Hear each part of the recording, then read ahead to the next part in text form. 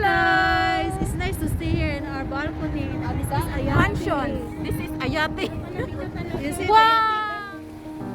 Good day everyone and blessed day sa ating lahat. So, this is just a chosen words from the homily of our school founder, Father Al. I just want to share with you guys with this relaxing music and relaxing view.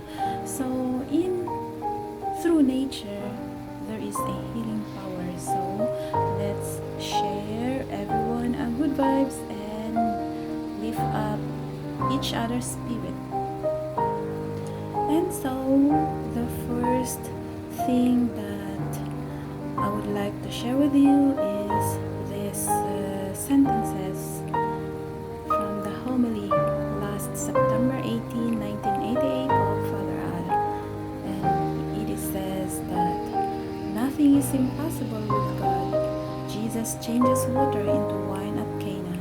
He can change your heart into a heart like His, a heart which is holy, pure, and virtuous. The second one is, you must make every sacrifice, no matter how difficult, to avoid the evil of sin and the slightest sin.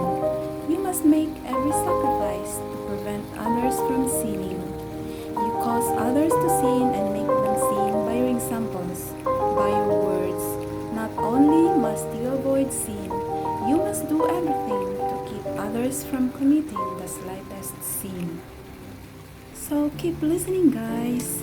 I might share a lot of things today since I have a free time, and thank you again for your support, for your unending support, and may God bless everyone. So I have to share it quite a lot of today. The third thing that I like most is, you must practice 3 types of goodness: prayer, penance, and charity. All the saints, without exception, prayed, did penance, and practiced charity towards their neighbors, towards the poor, in an extraordinary and exceptional manner.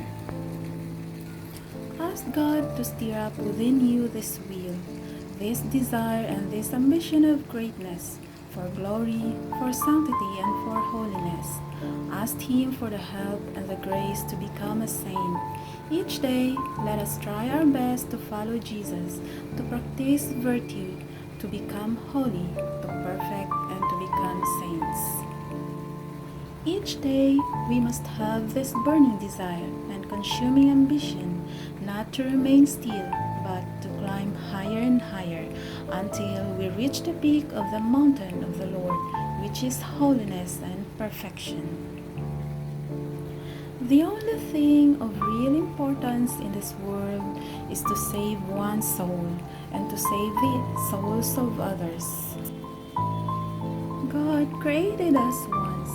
He made us out of nothing, but because of sin, this original masterpiece of God has been soiled, broken, and twisted. It is no longer the beautiful masterpiece which God intended.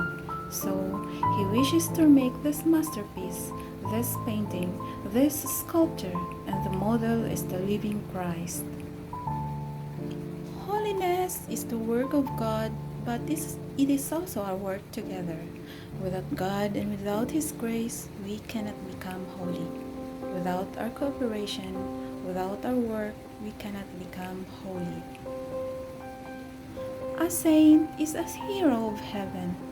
He is a genius of holiness. A saint is truly a great person, the greatest among the children of men. Sanctity and holiness are true greatness, and you should have the holy ambition to be great. You should have this burning desire to become someone great. You should say, I am called to greatness, and you should aspire to greatness. One of Father Al's ambitions and desire during his homily dated August 28, 1988, he says, my desire, my ambition for the children, for my sons and daughters, is to give them many skills while they are with us, to teach them technical, vocational skills which will serve them throughout their lives, to teach them knowledge of academic subjects, to teach them sports and music and drama. But above all, I want my children to be skilled and virtuous, to become saints. My personal ambition, with the help of God and the help of your prayers, is to become holy. This is the ambition of every priest, to become a saint and also to make a saints. Lord, show me what you want and give me the strength to do it. That is the supreme grace which I seek. That is my only intention. My children, you are not created as fat little ducks waddling in the mud, but to be like eagles destined to rise above and explore the kingdom of God. And you do this only by praying.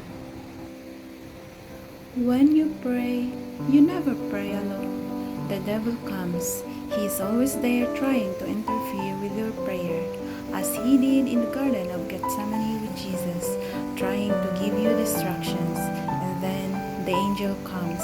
There is always the devil and the angel in prayer. You must reject the temptation of the devil and receive the help of your angel when you pray. Love is in the will, not in feelings or in the emotions. Jesus says clearly, "If you love me, keep my commandments. If you do what I command you to do, you are my friends." If I love Jesus, I give him my will. I become his servant, his slave, not only his friend. If I love Jesus, I wish always to please Jesus, and I wish to do nothing to displease him. Prayer is for our own benefit. In prayer, by prayer, and through prayer, we obtain all the gifts, graces, and blessings of God. We need his gifts, graces, and blessings to lead a good life and to avoid evil, to save our souls, to obtain eternal salvation. Prayer is the fundamental to the spiritual life. Prayer is the oxygen of the soul. If the body lacks oxygen, it becomes weak, it becomes dizzy, and eventually it dies. So it is, if the soul does not pray, it becomes weak, dizzy, exhausted, and it eventually dies. Jesus says, "Pray always and never grow weary." Take care and pray constantly. So, Jesus tells us not to pray just 8 hours, or 6 hours, or 3 hours, or 1 hour, or 20 minutes, but always, constantly. This is what Jesus did in the Gospel. "I and the Father are one," he says. He was always absorbed in prayer. Prayer and sacrifice. These two words go together like flesh and blood. Prayer can be compared to flesh of the body. Sacrifice can be compared to blood. The flesh and the body without blood is weak, pale, anemic, and lifeless. So it is. Prayer without sacrifice is weak. It is powerless and lifeless. Another reason Jesus urges us to pray is to receive the gifts, graces, and blessings of God. "Ask," says Jesus, "and you shall receive. Seek, and you shall find. Knock, and it shall be opened to you." We ask, seek, and knock in prayer, through prayer and by prayer. A father's greatest delight and pleasure is in giving gifts to his children. More than his children's wish to receive these gifts and delight in these gifts, a loving father takes greater pleasure and joy in giving. This is the nature of God. God is love. Love is giving. Giving without measure. Giving abundantly. Giving the most precious gifts imaginable. Anyone who lives here on earth without prayer, without any thought of God, without lifting up his mind and heart above, lives the life of a fool. His life is meaningless and without any purpose. Jesus, as I mentioned before, says, "Pray always and never grow weary." Frequently you go weary, don't you? You become a little bored, restless. Some of you become distracted. Some are even homesick, depressed, despondent. Why? The basic reason is that you do not pray, or if you pray, you do not pray with fervor, with intensity, with all your mind, your heart, your will, your strength. Above all else, you should develop two skills, two talents, two arts. The first skill is the skill